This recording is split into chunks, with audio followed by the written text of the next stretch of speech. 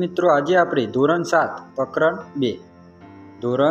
પ્રકરણ 2 પ્રાણીઓમાં પોષણ આગળના વિડીયોમાં આપણે ધોરણ 7 પ્રકરણ 1 જે જોઈ ગયા. હવે પ્રકરણ નંબર 2 ચલો સ્ટાર્ટ કરીએ. એમાં પહેલો MCQ ખોરાકના જટિલ ઘટકોનું સરળ ઘટકોમાં રૂપાંતર થવાની ક્રિયાને શું કહે છે? ખોરાકના જટિલ ઘટકોનું એકદમ સરળ ઘટકોમાં રૂપાંતર થવાની ક્રિયાને શું કહે છે? તો આપણે કહીએ છીએ પાચન. 2 નીચેનામાંથી કયું પ્રાણી ખોરાક ઘરી જાય છે? તો ઘરી જતું હોય એવું પ્રાણી કયું છે? તો અજગર. પંથભાઈ બગીચામાં પુષ્પ પરથી એક સજીવને પુષ્પ રસ ચૂસતા જોઈએ છે, તો તે નીચેનામાંથી કયો સજીવ હોઈ શકે?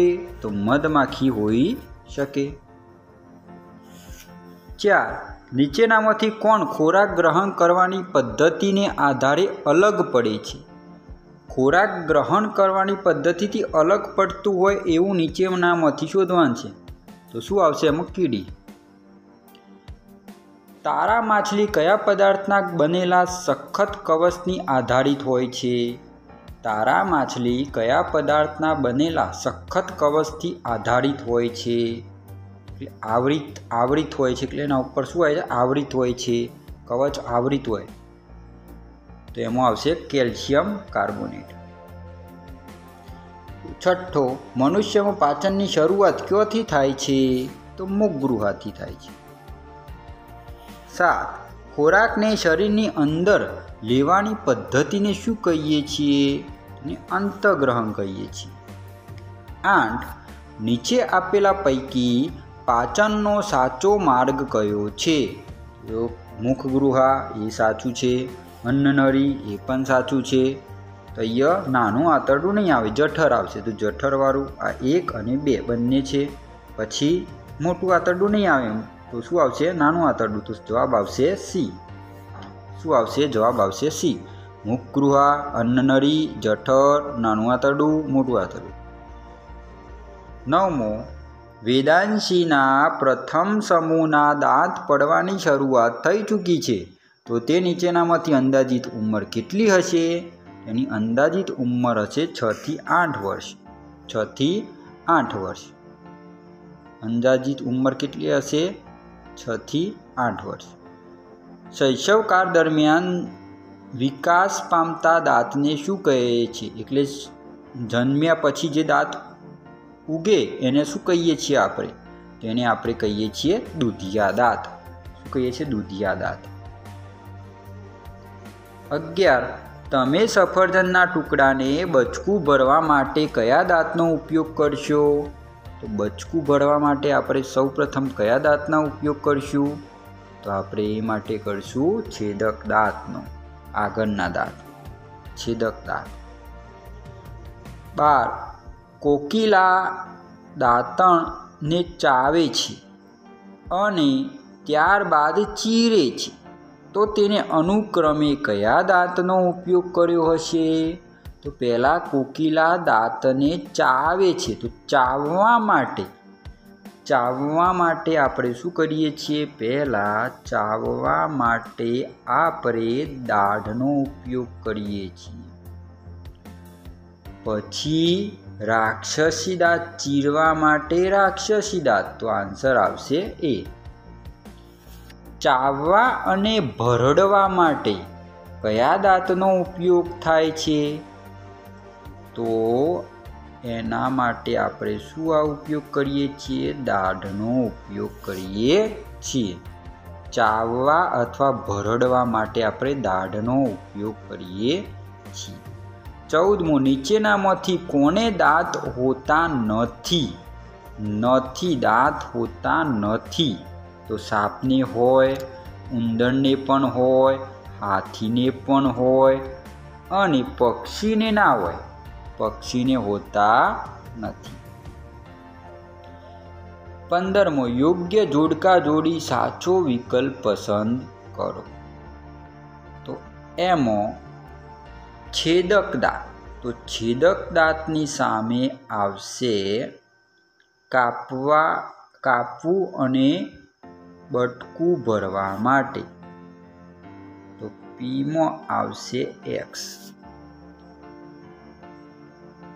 પછી ક્યુ રાક્ષસી દાંત, તો રાક્ષસી દાંતમાં આવશે ચીરવા માટે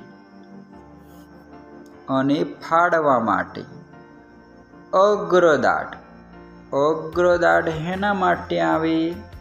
અગ્રદાઢ આવે ચાવવા માટે. અને દાઢ, દાઢ હેના માટે આવે? ભરડવા માટે. તો છેદક દાંત કાપવું અને બટકું ભરવું, રાક્ષસી દાંત ચીરવા અને ફાડવા માટે, અગ્રદાઢ ચાવવા માટે અને દાઢ ભરડવા માટે. તો ઓપ્શન એ આપણો સાચો છે. 16મો, દાંતનો સડો કરતા બેક્ટેરિયાને શું મુક્ત કરે છે? દાંતનો સડો કરતા બેક્ટેરિયા શું મુક્ત કરે છે? મુક્ત કરે છે એસિડ. શિક્ષકે ગોપીના દાંત ચકાસતા તેમાં સડો જોવા મળ્યો. તો ગોપીએ આહારમાં શાનો વધુ ઉપયોગ કર્યો હશે? તો એને શું કર્યો છે? મીઠાઈનો ઉપયોગ કર્યો હશે. મીઠા પીના, ઠંડા, ચોકલેટ દરેક તમામનો ઉપયોગ વધુ પડતો કરવાથી આપણા દાંતમાં શું થાય? સડો થાય. એટલે બધાનો ઉપયોગ કર્યો હશે. આપેલ તમામ એમાં આવશે. 18મો, આપણે દિવસમાં ઓછામાં ઓછું કેટલી વખત બ્રશ કે દાંતણ કરવું જોઈએ? તો ઓછામાં ઓછું આપણે 2 વખત, એટલે સવારે અને ઊંઘતી વખતે આપણે 2 વખતે બ્રશ કરવો જોઈએ. 19મો, નીચે આપેલ પૈકી દાંત સ્વચ્છ કરવાનો ઉપયોગ કરી શકાય. તો આપણે સ્વચ્છ કરવા માટે શેનો ઉપયોગ કરીએ? દાંતણ, દંતબાલ, બ્રશ કે આપેલ તમામ? તેમાં આવશે આપેલ તમામ. 20મો, સ્વાદ કલિકાઓ ખાલી જગ્યા પર આવેલી હોય છે. એના ઉપર આવેલી હોય? જીભ ઉપર. એના ઉપર આવેલી હોય? જીભ ઉપર. 21મો, સ્ટાર્ચનું સરળ શર્કરામાં રૂપાંતર કરવાનું કાર્ય કોણ કરે છે? સરળ રૂપાંતર કરવાનું કાર્ય કોણ કરે છે? તો એમાં આવશે લાળ રસ. હર્ષદ ભૂલથી કડવા લીમડાના પણ ખાઈ ગયો, તો તેનો સ્વાદ જીભના કયા ભાગ પર પરખાશે?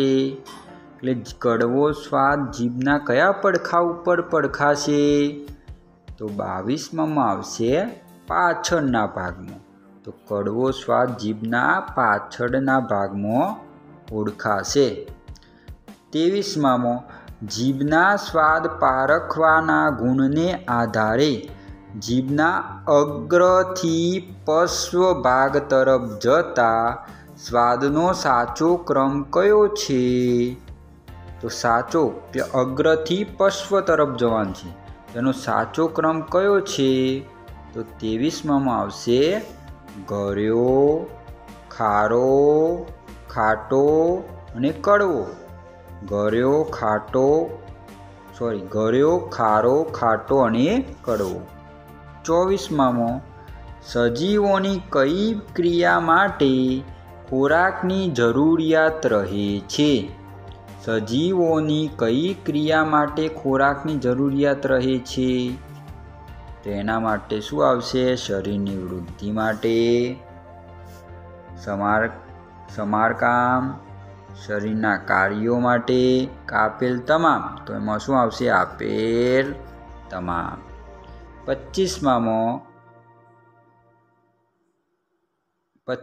આવશે 25માં જઠરનો આકાર અંગ્રેજીના કયા અક્ષર જેવો હોય છે? તો અંગ્રેજીના યુ આકાર જેવો હોય છે. 26માં નીચેનામાંથી કયા અવયવમાં મંદ હાઇડ્રોક્લોરિક એસિડનો સ્ત્રાવ થાય છે? કયા અવયવમાં મંદ હાઇડ્રોક્લોરિક એસિડનો સ્ત્રાવ થાય છે એટલે HCl? તો એમાં આવશે જઠરમાં મંદ HClનો હાઇડ્રોક્લોરિક એસિડનો સ્ત્રાવ થાય છે. 27માં નાના આંતરડાની અંદરની દિવાલમાં જોવા મળતા પ્રવર્ધોને શું કહે છે? તો એને આપણે કહીએ છીએ રસાકુરો, રસાંશકુરો. 28માં યકૃત ઉદરમાં કઈ બાજુએ આવેલું હોય છે? યકૃત ઉદરમાં કઈ બાજુએ આવેલું હોય છે? તે જમણી બાજુએ આવેલું હોય છે. 29માં હું મનુષ્યના પાચન તંત્રમાં આવેલો સૌથી લાંબો અવયવ છું. તો એમાં આવશે નાનું આંતરડું, જે સૌથી મોટું લાંબુ અવયવ છે પાચન ક્રિયામાં. 30માં અનુક્રમે નાના આંતરડાની અને મોટા આંતરડાની લંબાઈ જણાવો. તો 30માં આવશે 7.5 મીટરથી 1.5 મીટર. 31માં પિત્તરસ કયા ઘટકનું પાચન કરવામાં મહત્વનો ભાગ ભજવે છે? પિત્તરસ કયા ઘટકોનું પાચન કરવામાં મહત્વનો ભાગ ભજવે છે? તેમાં આવશે ચરબી. પિત્તરસ કયા ઘટકોનું પાચન કરવામાં મહત્વનો ભાગ ભજવે છે? ચરબી. 32માં પિત્તરસનો સંગ્રહ ક્યો થાય છે? પિત્તરસનો સંગ્રહ ક્યો થાય છે? તો પિત્તાશયમાં. ક્યો થાય છે? પિત્તાશયમાં. 33માં ચરબી તો ફેટિક એસિડ, પ્રોટીન ખાલી જગ્યા. તો ચરબી એ ફેટિક એસિડ, તો પ્રોટીન તો એમિનો એસિડ, એમિનો એસિડનું બનેલું. ચલો 34માં દર્દીને ઝાડા થયા હોય તો તે કઈ પ્રાથમિક સારવાર આપી શકાય? તો દર્દીને ઝાડા થયા હોય તો એના માટે આપણે શું કહીએ છીએ? તો એ લખેલું છે, તો એને ઉકાળીને ઠંડા કરેલા પાણીના ખોળ ઓગાળવું. 2 ઉકાળીને ઠંડા કરેલ પાણીમાં મીઠું ઓગાળવું. ઉકાળીને ઠંડા કરેલા પાણીમાં ગ્લુકોઝ ઓગાળવું. તેમાં શું કરવું જોઈએ? તો એના માટે આપણે નીચેના પૈકી કોઈ પણ, એટલે શું કરવા? કોઈ પણ આપણે કરી શકીએ છીએ. તેના માટે આપણે નીચેના પૈકી કોઈ પણ કરી શકીએ છીએ. ચલો 35માં નીચેનામાંથી કયો પાચન ક્રિયાનો ભાગ નથી? પાચન ક્રિયાનો ભાગ નથી. તો 35માં આવશે મળત્યાગ, જે શું છે? પાચન ક્રિયાનો ભાગ નથી. 36માં મનુષ્યના પાચનમાં પાણીનું શોષણ કયા અંગમાં થાય છે? મનુષ્યના પાચન તંત્રમાં પાણીનું શોષણ કયા અંગમાં થાય છે? તો મોટા આંતરડામાં થાય છે. 37માં બળદ ઘાસને ખૂબ જ ઝડપી ખાઈને ઘરી જાય છે તો તે ખોરાક ખાલી જગ્યામાં સંગ્રહ પામે છે. બળદ ઘાસને ખૂબ જ ઝડપી ખાઈ જાય છે તો તેમાં ખાલી જગ્યામાં ખોરાક સંગ્રહ થાય છે. તો એ ક્યાં થાય છે? અમાશયમાં. ક્યાં થાય છે? અમાશયમાં. 38માં નીચે આપેલા પૈકી કયું પ્રાણી વાગોળનાર નથી? તો નથી પૂછ્યું, વાગોળનાર નથી. તો એમાં આવશે મનુષ્ય. મનુષ્ય એ વાગોળતું નથી. 39માં નીચેના પૈકી કયા સજીવમાં ખોટા પગ આવેલા હોય છે? ખોટા પગ આવેલા હોય છે તો અમીબામાં. તે શું કરે છે? ખોટા પગ દ્વારા ખોરાકનું ગ્રહણ કરે છે. અમીબામાં ખોરાકનું પાચન શામાં થાય છે? તો પાચન અન્નધાનીમાં થાય છે. ખોરાકનું પાચન ક્યાં થાય છે? અન્નધાનીમાં. જો વિદ્યાર્થી મિત્રો તમને આ વિડીયો ગમ્યો હોય તો શેર કરો, લાઈક કરો અને સબસ્ક્રાઈબ કરો. આગળના વિડીયોમાં આપણે પ્રકરણ 3 જોઈશું.